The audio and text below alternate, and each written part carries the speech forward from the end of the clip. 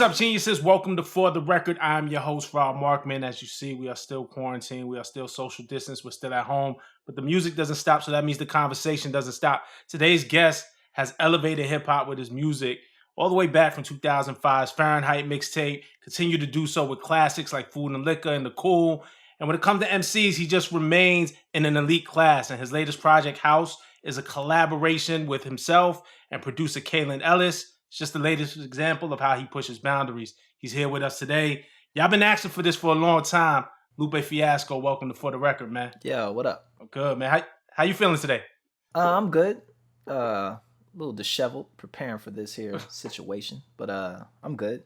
Can't complain. It's a little different. Not that you were never the type of artist to go on press runs, especially as you matured in your career. But it's a little different than in person setting these things up. Yeah, I mean, I used to do press. Like, I didn't have a problem with press. Press had a problem with me. Right. It was, and then you realize that it's like certain folks who you really don't want to talk to, and put yourself in certain positions, and it's not worth the headache of selling records to like expose yourself to kind of like, I don't say shitty people, but sometimes it was like shitty people. And you're like, man, I don't want to sit and talk to this person for 30 minutes. And I have to like fly all the way to a city, get a hotel to go sit with somebody that you really don't feel like, that really don't want to talk to you, and you really don't want to talk to them, but y'all got to kind of do it for the fans. It's just like, But, I mean, I never really had a problem with press. Things just got a little funky in the midst of things. But, look, man, it's dope that you recognize even that, like, there's a certain thing that all artists, or that we're told that all artists have to go through, like certain just steps. And at some point in your career, you were just like, well, I'll pick what serves me. Like, here's what's best for me. Here's how it worked for me. And I always felt like you didn't go by the blueprint laid out for you. You know what I'm saying? Once you kind of figured out who you were and what you wanted out of it. I don't know, that's like a long story. Like, that in itself is a whole deep thing, like people's relationship to the press. Like, my press, when I first got to Atlantic, the woman who was doing PR training for the artists up there, they did these kind of like internal retreats at the label. They would set aside a room, and y'all would just be in there vibing, and she would basically be kind of like half interviewing you, kind of half analyzing you, and kind of getting you prepped for like certain things. And I remember at the end of my press training, the only thing the lady said to me was, your mouth is going to get you in a lot of trouble. I was like, oh shit. Like, how did I somehow rub the press trainee, the trainer, the media, I forgot what they call them, media training person the wrong way? But she was absolutely right. But at the same time, too, I think there's a recognition of just what this space is, when you're trying to commercialize art, right? Art in itself, this shit is fine. Like, you ain't got to do interviews. You ain't got to sell anything. You just make art. You like it. People hate it. People love it. Whatever it is, it doesn't matter. But when you try and commercialize it, when you try and put a price tag on it, that's when things there's a lot of people that start to insert themselves, or you start to insert yourself in like this commercial supply chain. And a lot of people that are in that chain I don't say a lot, but there's people in that chain that are gatekeepers that are like, they're just shitty people. And then it's like, when you come into contact with it, if you're a real dude, when I say real, I mean somebody who came from the streets. Like, if you coming out of the streets and you used to dealing with gangsters and killers and drug dealers and shit like that, like, to bump into like some dude who's trying to get interview, and you sitting there like what'd you just say? Or you try and play that role where, you rely on your media training. But if your media training, if the result of your media training was like, yo, your mouth is going to get you in a lot of trouble, you can't even fall back on that. So you get to a point where you just say, you know what? This is better for everyone. It's better for the label. It's better for public relations at the label. It's better for the radio reps. It's better even for, the PR firms that we hire. It's better. It's like, what can we do without Lupe? Right. Lupe provides the music. Let the music speak. But what all outside of DJ drops and stuff like that, right? But it's like, what can we do without Lupe? And toward the end of my like good years with Atlantic, that was kind of what the struggle was, which was like, you spending, I'm spending because it's my money, spending 50 grand, to go to fly and do all these promo runs. And we're not really touching my fans. Like, my fans don't listen to these radio stations, Right. We're not really connecting with my fans. We're trying to get in the way of new fans. Like, we're trying to get Gucci Mane's fans. We're trying to get Jay-Z's fans. We're trying to get, and I was going to pop radio stations that had those kind of somewhat big pop records. We're trying to get Miley Cyrus fans and stuff like that. Like, those people don't, this ain't the engagement that we need to be. So it's like, well, what can we do to still get those fans, but not let things get derailed? Right. And I had some we came up with some interesting ideas. There were certain things, the labels, like, you be better off spending that money just buying ads, instead of flying me and my crew out to whatever city to hit 8 stations and a website and a press junket and all this other stuff. It was like, just buy ads, for that month. Tell people to just buy the album, keep it moving. Hopefully this interview is one of those ones, or not one of those ones, that we talk about it and feel worthwhile, because you kind of touched on it a little bit about the rub between music, the actual art of music, and the music business, and we like to put those things together, but there's a rub that's gonna come. Oh no, there's an incompatibility. Right. It's not a rub. It's I was using delicate words, man. I know, you gotta tell it like it is. You're editorializing in real time. That's why I never really liked.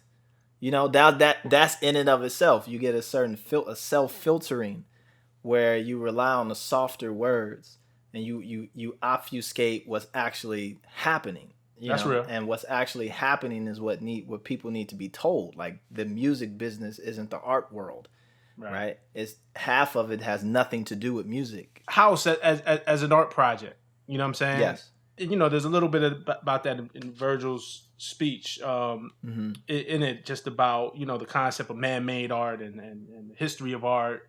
But House as an art project, where was that seed planted? Where did that start for you as a concept, and then how did you build on that? I mean, it didn't start as House. It simply started as, a freak incident of hearing a record on Twitter, hearing Kaelin, what eventually became known as Kaelin Ellis, because I didn't know who he was when all this first started, those first hours in the morning, when I heard the beat and was like, oh, I can do a freestyle to that real quick, and as it evolved, it's like, oh, that's Kaelin Ellis. Oh, okay, cool. You got any more beats? Say sure. Send me some more beats with no real expectation that you're gonna rap over them. It's just that, let me get these beats, let me hear them, might be something dope, maybe we'll see. To going into like, oh, I can rap to that. Oh, I can rap to that too. Oh, I can rap to that. Oh, this seems like a lot of things that I can rap to.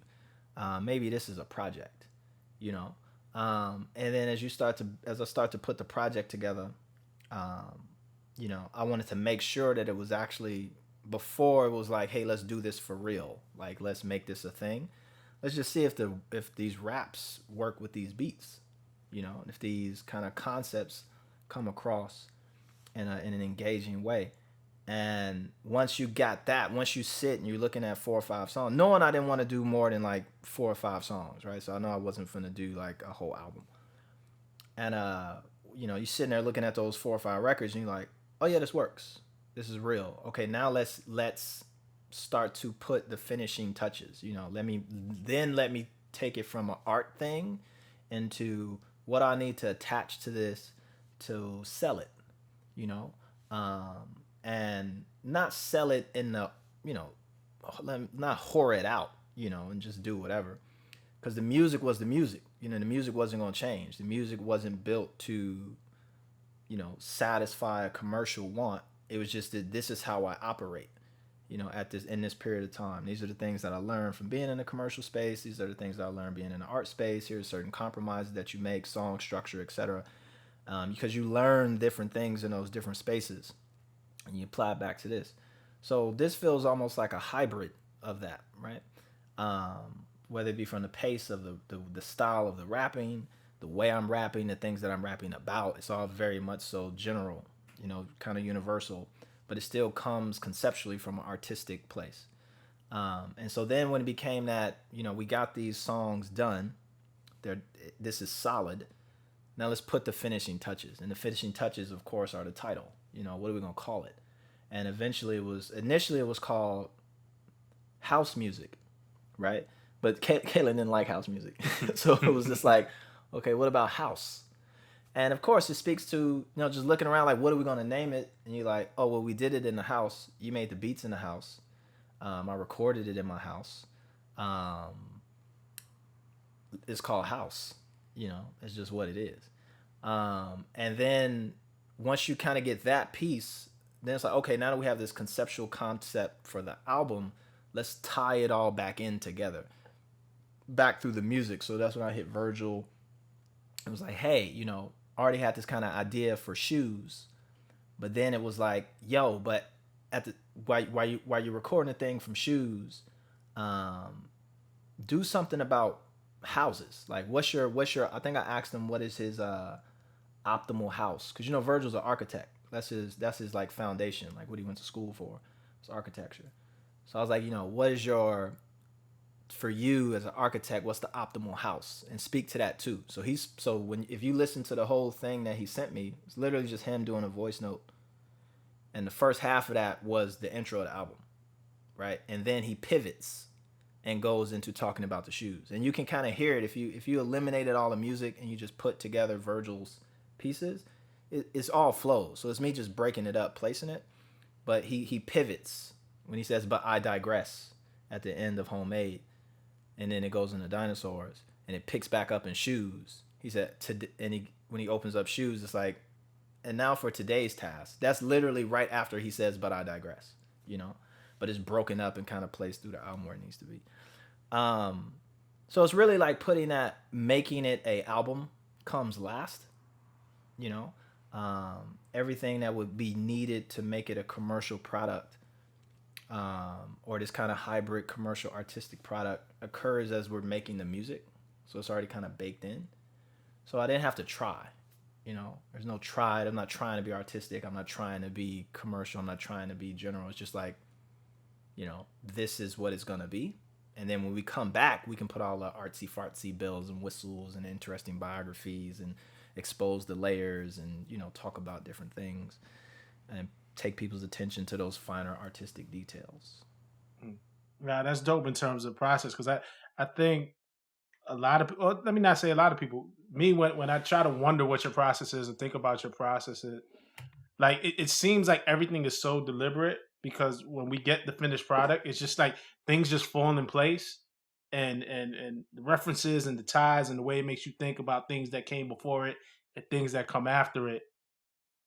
I don't know what that is, good plan, but for you to say kind of like, yo, I did the music and then kind of just added the layers and tied it all together after. Yeah, I mean, some of it's retroactive, some of it happens in real time.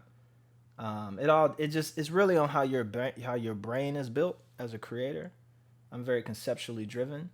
A lot of concepts are a lot of. I mean, we study this at SOSA, so I know this is true, like scientifically and cognitively. But it's, recursion is a real thing. You're never gonna be able to escape connectedness, right? Everything's gonna be connected in one way or another. It's just that, are you aware of what the connections are, whether they be these big, just general in your face, elephant in the room type connections, or are they more subtle niche things? But if you do the due diligence, now you could just spit a sentence, and within that sentence is enough connectivity to different, concepts or ideas or reference points, just off one really basic sentence. And if you're willing to do the work and you have the skill set and your mind is built that way to look at those things in that fashion, you'll see that it's not hard to create layers and patterns that connect, because you can't really escape it. So whether you do it intentionally or accidentally, that's just the nature of our language, through recursion. So anyway. No, yeah, that's dope. And I think the art, particularly hip hop, particularly you, put a super microscope on that. You know what I'm saying? Like it becomes even more connected. You know, even when I hear you on lines like shoes, right? Um, which I love, where you kind of give the nod to Jadakiss. You know what I'm saying? Like just small little nods. You know what I'm saying? Like a marathon or a parade. Poets might want to pull their pens out like grenades, or that model for a year and a half. You know what I'm saying? So like even that was like a callback, but it was so slick, so quick, and then you just got right out of it and back on to what you were doing. It's shit like that kind of excites me as a fan and a listener, particularly with your music, because you kind of never know where it's gonna go and where it connects to. Another lyric that stood out to me, which was really dope. I mean, you know, we could comb through. This is genius, so we can comb through all your stuff. But on Seldom, when you talk about it ain't got to be necessarily cute, but you want something that grabs you by the roots, right? A love quest. So when your thoughts is black, an employer you can enjoy and look forward to that. Kind of how I look forward to rap. You know what I mean? And in that, right? Like obviously it's the connectivity. Like if you're a hip hop head, you kind of hit the roots, Black Thought, Quest Love, like it all fits in there, plus it fits in your narrative. And then we get a little bit about you, kind of how I look forward to rap. And it leads to my next question is, what is it that keeps you still looking forward to rap? You hear a lot of people when they get a number of years under their belt, it's harder to draw that inspiration. And I see you just keep pushing boundaries. So I'm wondering what keeps you still looking forward? What keeps you pushing? I know I can speak on other people's situations because I've been so much involved in other people's situations to a degree. So I've had a label. You know, I've had First and 15th was a label. We had a label deal at Atlantic. You know, I wasn't like just signed to an artist. It was like we got a label, right? And I'm the vice president of the label. So I'm in the insides and outs of artists' careers and their intentions and their incentives and stuff like that. So a lot of people get into rap because it's a hustle. You know, it's not is something that anybody can do, and there's potentially a big payoff. You know, whether you're good at it or not. You know, it's just that it's incentivized, but it's very competitive, right? And some people can. It's hard to be. I don't want to say it's hard, but it's like to be competitive and talented. They're two different things. You know, you could be the best chess player in the world, but you might hate competition, right? You might be able to win every match, but the thought of losing would just be so terrifying that you like, I'm never finna play again. But I'm the expert. I know the game up and down. I know all the openings, blah blah blah blah. Same to basketball players. So you got basketball players that are super talented. They're just not competitive, right? Because competition means showing up for practice, you know, going out and playing all these pickup games, learning all these plays, you know, learning how to play with a team, playing your position, et cetera, et cetera, et cetera. And you got people who aren't built for what it takes to compete, you know, at that level. So it's rare that you'll get both people that are like highly skilled and competitive, right? Part of that competition is having the incentive, right? And the weird thing for me is some people incentive is at the end, right? They get their check at the end, right? They get their fame at the end. They get the girls at the end. They get the cars at the end. They get all of that at the end. For me, it was kind of reversed. I got all that at the beginning. You know, I came into it with that, right? So, and you back it up even more. I never cared about money, you know, but I always had it. Even through high school, even through whatever, I never cared about money. For one, we were broke, so it didn't matter, right? You have to worry about money when you ain't got none.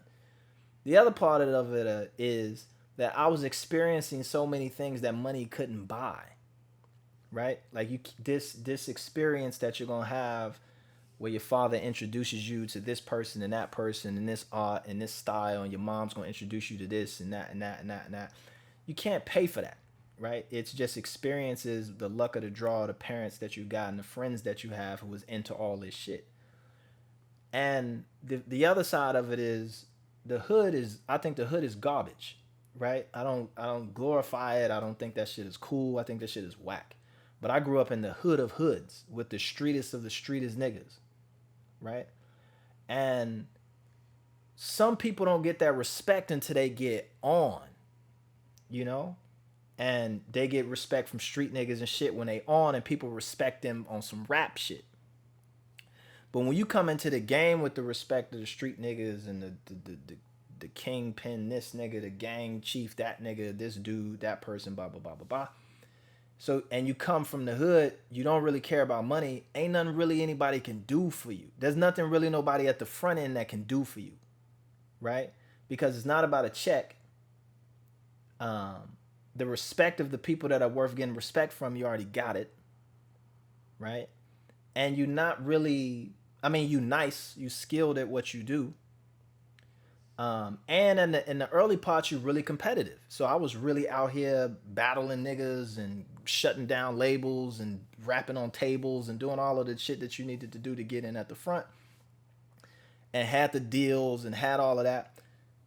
You get your song on the radio, you hear it for the first time, and you're like, oh, that's dope. And then that's it. Then you're like, oh, that was it? It's like, yeah, that was it. Now we need to do that again. You like. So it's that kind of like a lot of the incentives that people get at the end, when you get them at the door, there's nothing else to really get at the end because you already got it. So your mind is like, you retreat back to your craft, you know? And it's like, I just love rap. At the end of the day, when I wasn't getting paid for this and I loved it. When I was getting paid for it, I loved it. When niggas was hating on me for doing it the way I was doing it, I still loved it, right? When I get applause, like, yeah, it's just the dopest shit ever. I love it, right? And it's the realization of finding, like, I really love this, incentivized or not. And I really think that there's certain cats in the game who aren't built like that. You know, who don't come in, who haven't came into the game that way, right? Who didn't really have a genuine love and really didn't put in the work just in the craft to understand the nooks and crannies of what the craft offers you if you got nothing else. It was more like, what can I get? What can the craft bring me, as opposed to what is the craft in and of itself, right? And and I find myself one of the reasons, to answer your question, getting long winded, but one of the reasons that keeps me in the game is that I was able to find those people in the game who were just like me, right? Who love this rap thing more than anything else, who do this when they're 80, 90 years old, who look at themselves like Emily Dickinson or William Shakespeare or, like philosophers like Zizek or something like that, or Karl Marx, where we look at ourselves as being, analysts and theorists of the craft, and we're going to do this forever, right? As opposed to, can I sell a book? Is this going to sell? Am I going to be able to go on tour? Am I going to be able to this? I'm going to be able to do that. And I think finding those folks who just genuinely love the craft, and some of them are filthy rich, some of them are broke, some of them will never ever put out anything successful, some of them are just phenoms at what they do, but what they all have in common, what we all have in common, is a genuine love for the art, right? And that's what really keeps me in the game, is finding those people, finding the Homeboy Sandmans, right? Finding the ASAP Rocks. Not ASAP Rocky, but even though I love ASAP Rocky, ASAP Rock, and because people get it confused, Mickey Fax and Royce the 5'9", like dudes that, that I can call, and they'll check this verse out, right? And it's like, oh yeah, that's just, hang up. So, a genuine love for the craft keeps me in this space. That's dope. Dinosaurs was a record. We saw you spoke to Joe Budden on the podcast about it, and obviously the song on the surface being something for your godson and your nephew, but again, when you scratch off the layers, when you start to peel back the layers, there's commentary there, there's analysis there, and one of the layers to it is about the rappers growing old, aging, right? And there was a time in hip hop where just being a rapper over the age of 40 just wasn't a thing, and really kind of being respected. Like after a while, I feel like the culture kind of disregarded, on the mainstream level, what KRS was doing. You know what I'm saying? And Kane's output kind of died down a bit. There's a bunch. Ice Cube went into some movies, but now more than ever, it kind of seems like there's rappers over 40 more so than ever who are doing it at a high level and being able to be respected and carved out a comfortable space for themselves, at least for the art of it, right? You're not there yet, approaching, right? None of us are getting younger. But how do you see that about hip hop growing up and being able to have these elder statesmen like a Royce the 5'9"? Like for me, I have a theory. I think Royce actually got better the last couple of years. He was always crazy when he came into the game, but the things that he's doing with his last album, The Allegory and Layers and the Book of Ryan, just seems like more purposeful than rhyming words to get, like he's really giving it to us. And there's a lot of artists in that space. What do you think about hip hop artists being able to grow above 40 and still be respected the way they do now?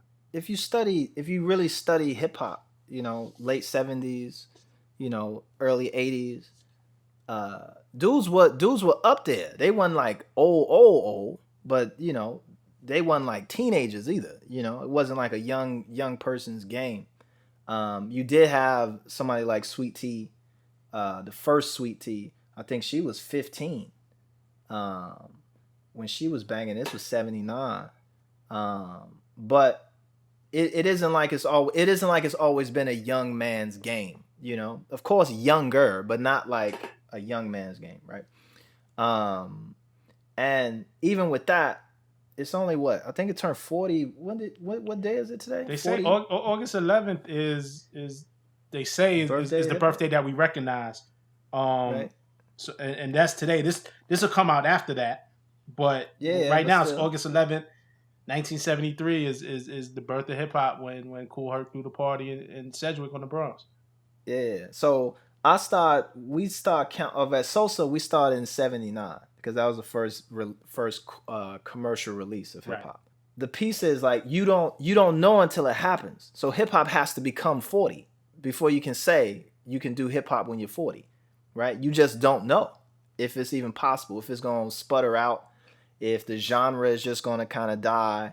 Like, how is the culture growing and evolving? Is it able to maintain and just stay? Is it still dudes making beats? Is it still people breakdancing on the corners? You don't see people breakdancing on the corner anymore. That's very rare. So it's like you see it in like people doing like but you still see TikTok, which is like dance based, right? Would you equate? Is that a good equivalent to what the B-boys used to do?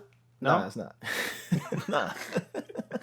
Nah. I'm talking about like things that people used to do. I mean, what I was getting to is where you'll see it is like people be doing those like busking in the park. Might be a dude playing the guitar, and you might see somebody doing some crazy dance. So you still might see it in that fashion, but you just don't see it as the average pastime. People going outside breaking out cardboard breakdancing, right? You don't really see ciphers like that anymore, right? Let's just get around and just start rapping, right? Even URL went in, or URL used to be outside, right? Then it went inside in the pool hall, or you now it's on stage and there's a whole other kind of theatric to it.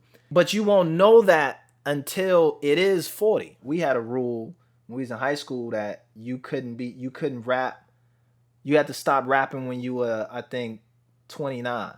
Like that was my crew thing. Like if you're doing this by the time you're 29, it's a rap, right? But that's when we're 17, right? And all eyes are on Jay-Z, right? All eyes on like these dudes that are much older than we are. They might be in their late 20s at that time, maybe, And then when they start getting up there in age, you like, oh, they still nice, right? One of the great moments for us was Cannabis dropped. I don't even think he had dropped his album yet. Just when he was doing his features and little mixtape hits, we stopped rapping, right? Because we felt like that was it. There was nothing else to say, right? And then 2 weeks later, we start getting rhymes. Like we literally stopped. It was like we treated it as like it's a competition to get to the end. There's only so much bandwidth.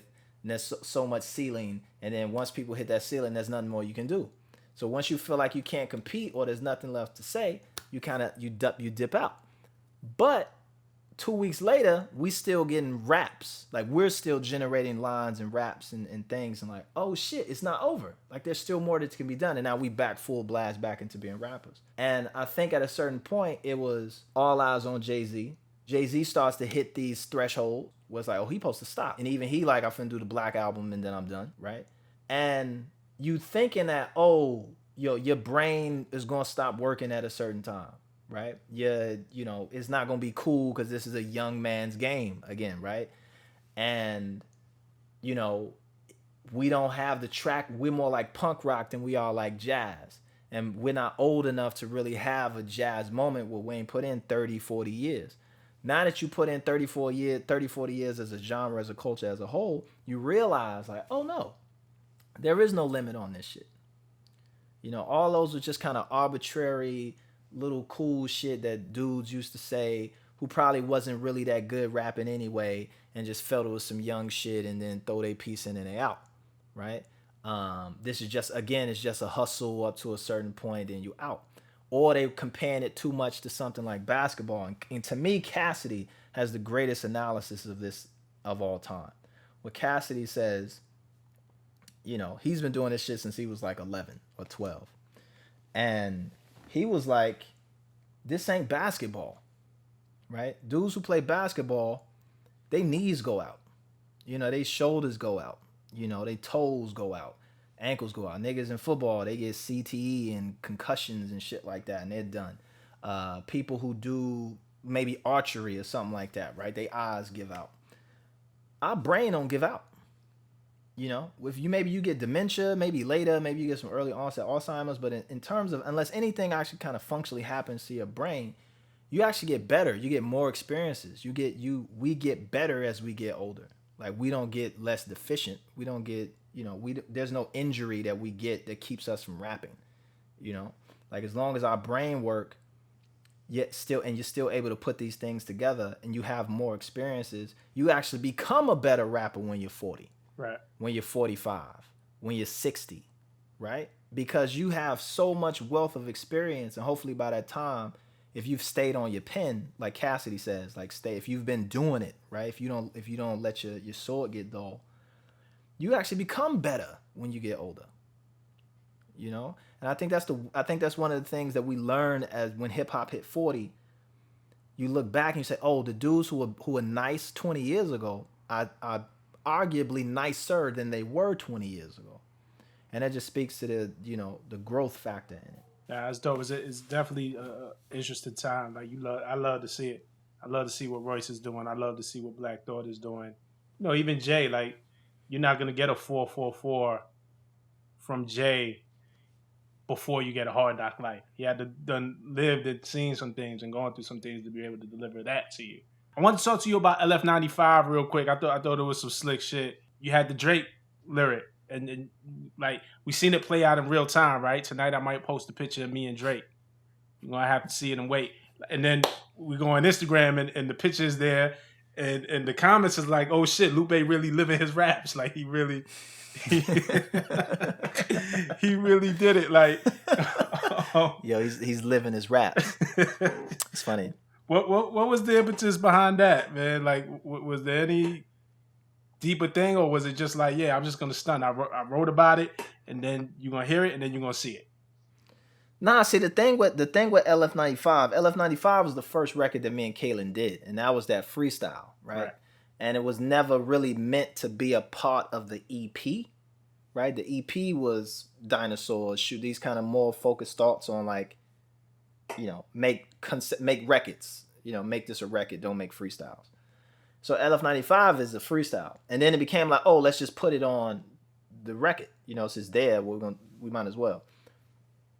And that line, I actually did that when I dropped the freestyle. So the freestyle came out months ago, right? And so if you look on the IG, if you go back a few months, you're gonna see that same picture. Oh, so you did it twice, right? I did it twice. I just did it again when the EP came out because I knew it was people who never heard the freestyle. But it's basically the same record. The version that's on the album is a little bit extended, and versus the version that we put out before. But that was me like I was posting up pictures of just me in the game, like people that I met. Like I don't know if people know, like I met J. Cole, and me and him was at the Grammys, and our moms was there, and we was hanging out, And you rapped about it. There's and a lyric about it on the album. With yeah, but Torre. Yep. it's kind of to remind people of like either people think Lupe Fiasco is like just brand new, or they think that I'm just like was been ostracized for some reason, like the black ball. I mean, nobody fucked with me, and then also people may not know how deep I really go in the game, like how far I go back, and the people that I know.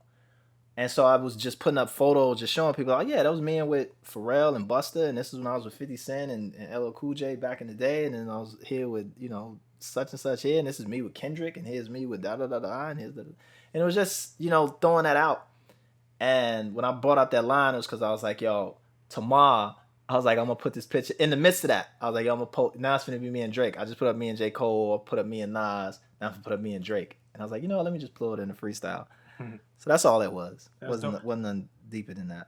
And he gives it back to you. You even go back to 5 a.m. in Toronto, when he says it's funny when you think it blew up after Lupe. I don't think he said that. No? Nah, I don't think he said that. I don't think that's what that is. I don't know. He's never confirmed that. Right? He's never said anything about that. And people always bring it to me and make it like a thing. And I kind of played into it just generally because I didn't really know. But I still don't think that's what he said. Because y'all get shows early. Like, listen, there was a time you're still, and I said in the intro, top tier, elite, one of the most respected MCs that we had. And I think you came into the game with that pretty early. Like, you earned your respect pretty early. And then there were times when you had huge hits. You know what I'm saying? So I say all that to say, I'm not surprised that he would look up to you. If he hadn't said it out his mouth, it wouldn't surprise me if he said, yo, like, hell yeah, Lupe was the guy. And, he came up after that. It'll be interesting to see what his take on that is. Because you're right, I never heard him speak on it. I've never heard him speak on it either. But I can just tell you that Drake has a lot of respect for me. And I have a lot of respect for Drake. I have, like, a majority of the rappers have a respect for me, like that goes way back, or they'll pop up. You'll be surprised, like if you just watch my IG live or somebody will pop in, right? And it'll be like last time. The last time was Rich the Kid, right? Rich the Kid just popped up in the IG live. I hit him. He came in live and was like, "Yo, let me just say off top, bang, bang, bang, super. You kept me from this. You was an inspiration for that. You was an inspiration." And then he's out, right? Before that, it's like Lil Yachty, right? But then after that, it's like, Currency will pop in. And then, Cavalier will pop in. And then Homeboy Sandman will pop in. And then somebody else will pop in. So I've been getting my flowers for years. Good. Where dudes will come in and be like, yo, I always fuck. Meek Mill was like talking about how he used to ride around listening to Food and Liquor, right? And it's just like, oh shit, like you used to listen to Food and Liquor? But I also remember being in Philly, going to see Meek in the studio, him wilding out. I was like, yo, good shit, baby. Keep your shit. Da da da da da da. So I've been around the game for a while. I met a lot of dudes, and you'd be surprised who actually gives me a lot of respect. And at the same time, too, being the black sheep, managers have to keep artists the fuck away from me. Look, this is the art and the music, and I said a rub. You said a more accurate term, the incompatibility of the two.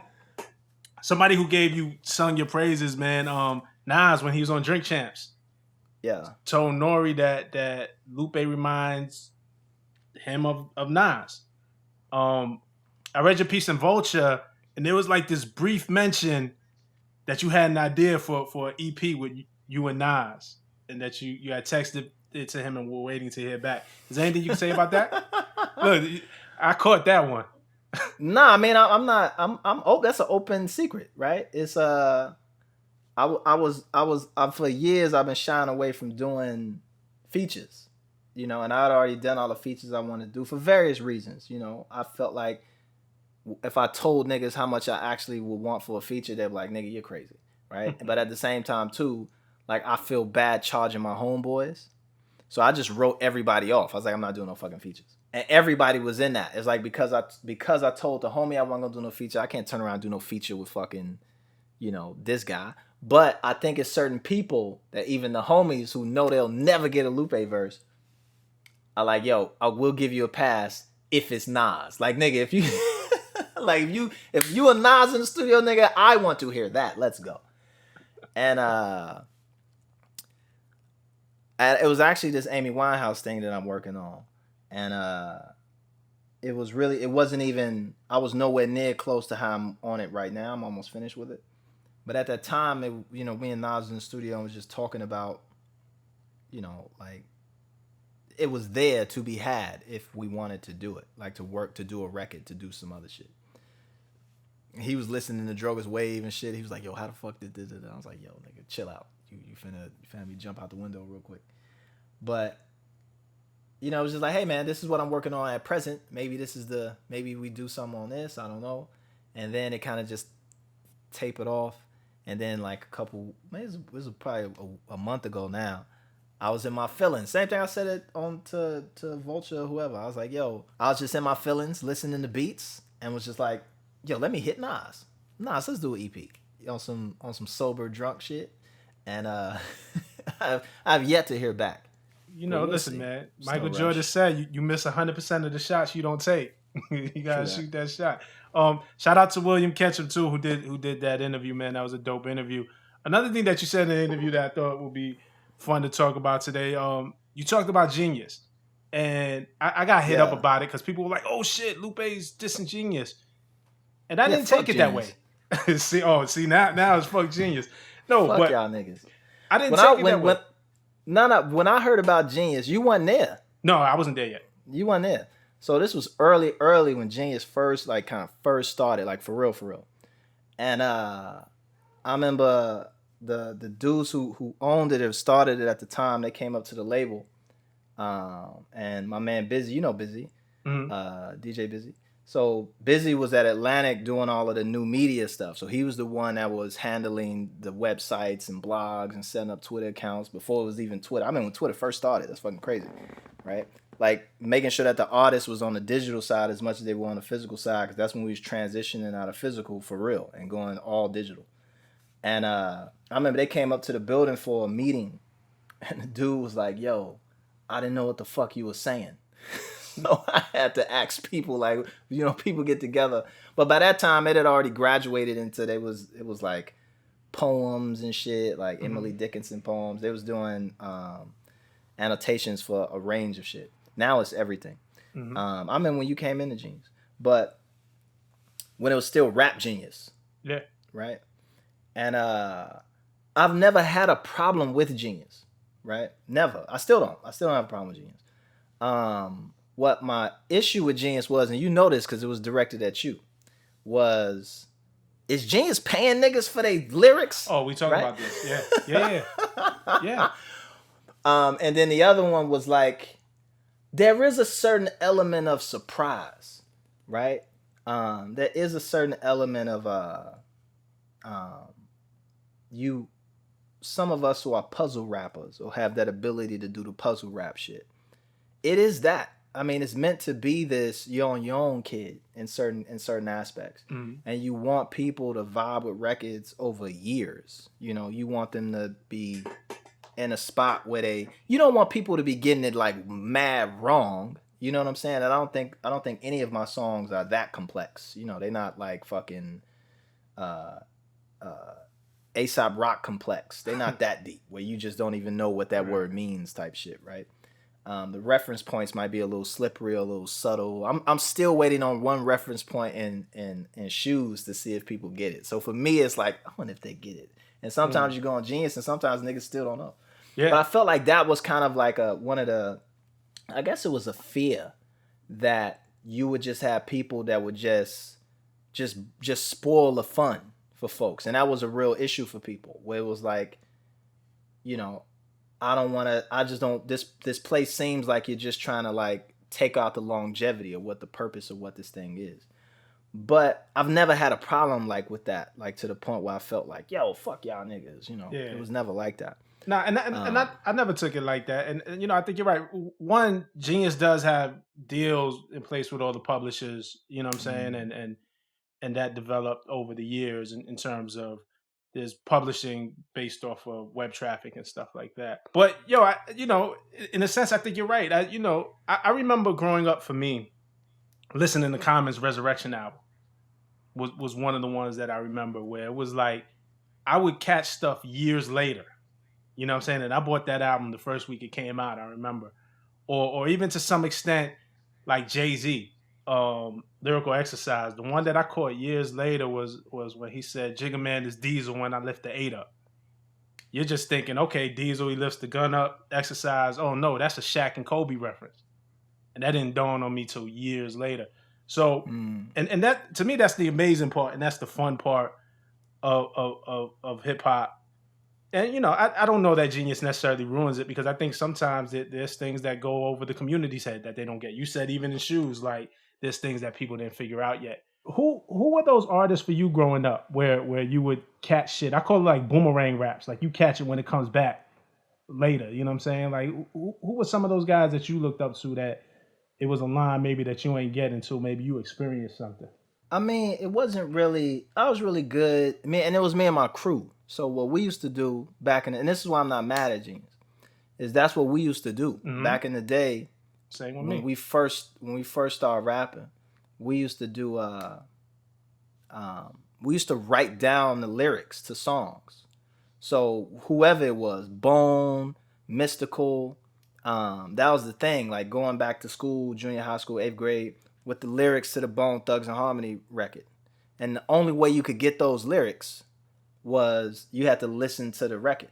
And you sitting there with the tape, just pressing pause and rewind, right? And you really just like meticulously, forensically, word for word, because they were so complicated with all of the melodies, right? And the way they used to just blend words together, and the speed at which they was rapping and everything.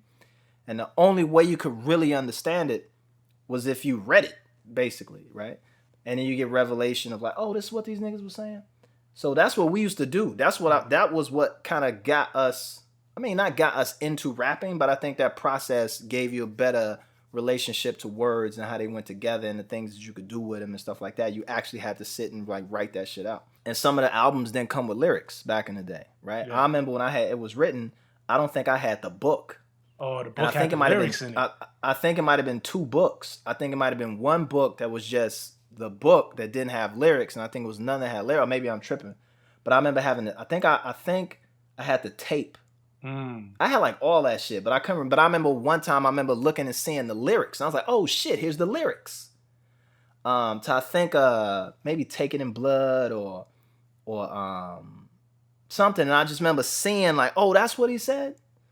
And again, you won't understand. It's too much. It's too much happening with the ears you'll miss it. But then for me, it was we were really, because we had that system, we kind of knew what shit was off top.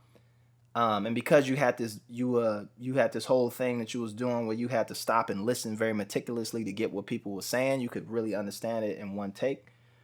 But what used to get us tripped up was New York slang. Right? So we didn't know what none of that shit was. So we didn't clap a nigga, didn't know what that shit was. Like Jake's, we didn't know what none of that shit was. Like any of that kind of very specific Queens slang or New York slang, like we didn't know what none of that shit was. We knew what kind of the West Coast shit was, but we didn't know what Lokes was. We didn't know what that shit was. So it was really just like, I guess you call it the slang brand names for things. Like we didn't know what that shit was. So we would just go along with it. But the metaphors and the similes and, you know, unless it was something really subtle from some shit that happened in the 70s or the early 80s, we weren't even born yet, then maybe not. But like for the most part, we understood maybe like 80% of that shit off top. Yeah, that was the fun. I missed that era when we had regionalism, because you really felt like you traveled. Like I love learning new slang. Now it feels like we all share the same slang.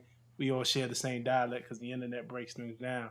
On the street level, obviously, but you know, on the record, it's like everybody speak. Like, you know, in Atlanta, calling police 12, and it'd be weird for me to hear New Yorkers say that because it's like that's just not what we call police. You know what I'm saying? But everything is brought together.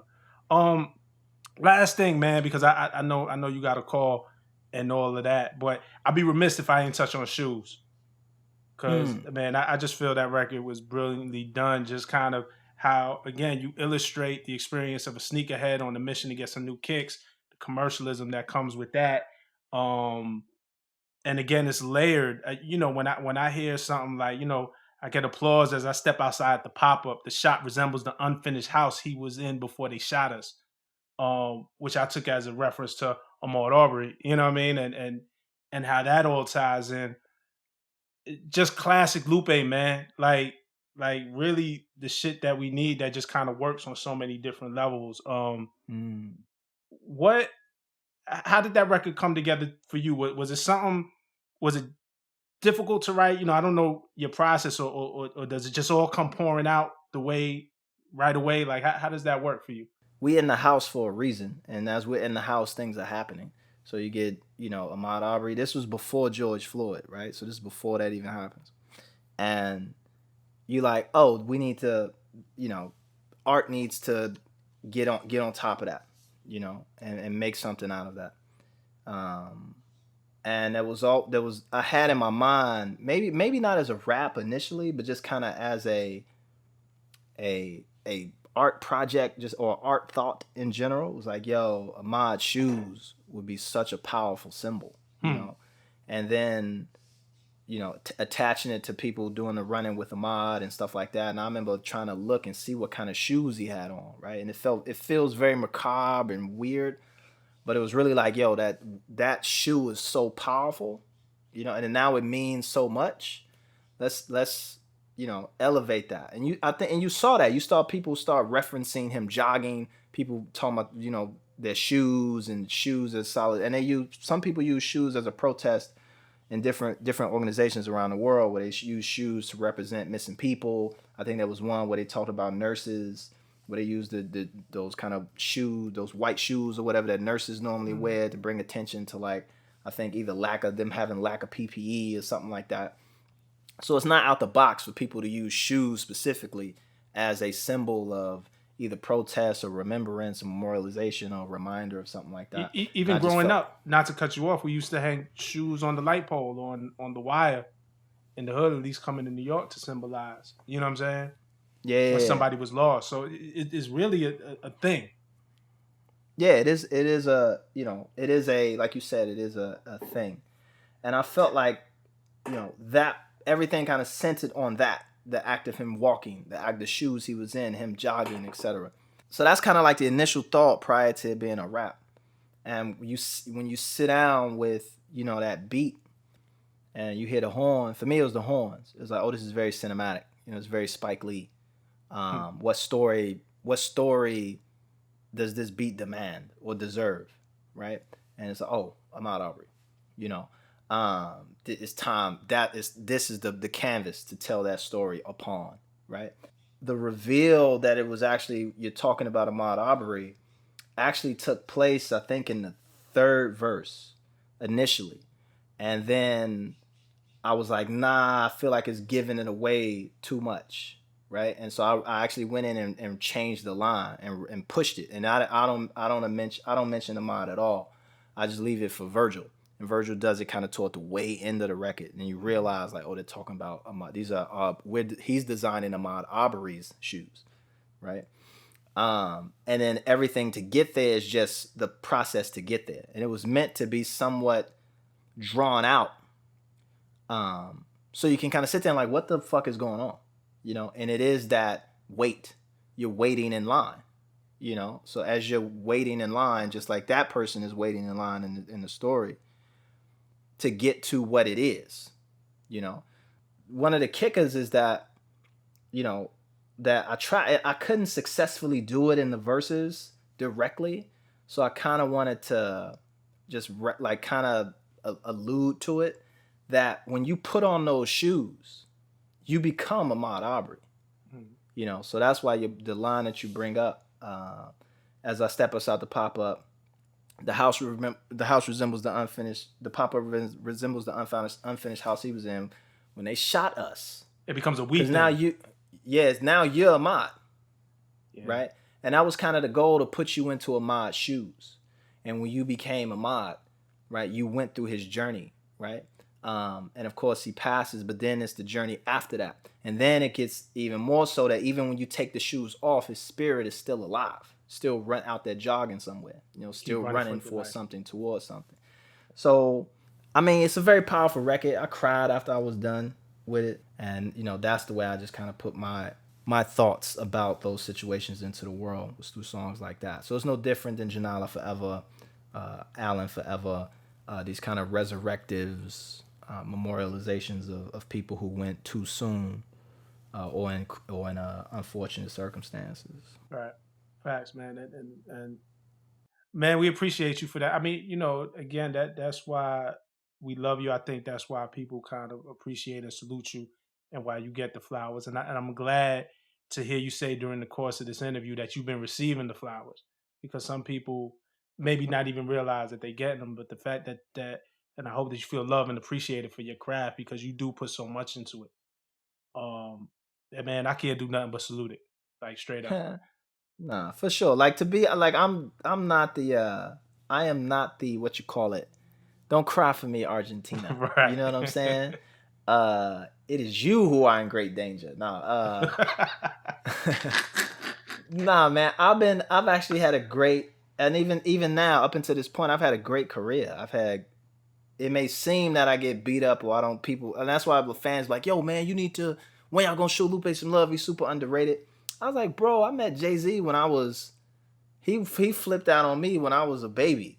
You know what I'm saying? Like, I got flowers from the dudes from the gardener. You know what I'm saying? I don't want fans to feel like I'm being purposefully obfuscated or purposely put down, or, people shitting on me or whatever. I mean, there are people that are doing that, but the people that do that, they don't count. Like the people who love Lupe Fiasco, I love them back. They're the best rappers in the world. They're the best rappers in the game. They're some of the most respected minds in the game. And they've been giving me love since the day I started. So it isn't nothing new. You ain't got to feel like, I hope Lupe's doing okay. They do him so bad. Like, nah, G, I'm straight. Like, I'm cool. That's what's up, man. Nah, I appreciate it. And man, you welcome anytime, man. Anytime you want to come and just chop it up with us. Anytime you want to give it away, the secrets. You know what I'm saying? You always got a platform to do so. And even when you don't want to give it away, man, we can just talk about the state of the world, the state of music, and don't got to get too deep. But I think you're right when you said that you think they made Rap Genius for guys like Lupe Fiasco. No, they did. Right. I think you're 100% right. You ain't gotta think that I'm right. That has been told to me to my face. Right. I'll bring in Busy was there. I got witnesses that'll be like, yo, the homie was like the reason. I believe it. Anyway. And I appreciate all y'all for watching every week, as y'all do. We brought a rare one to you. We've been looking forward to this for a long time. So I'm going to be in the comments with y'all. So let me know what y'all feeling off a house. Let's talk about these lyrics. Let's talk about these concepts, man. Let's celebrate Lupe. I'm in the comments right with y'all. And if you want some hating shit, I might troll you back too. I get down like that too. But thank y'all for watching, man. Tune in next week. It's For the Record. Peace.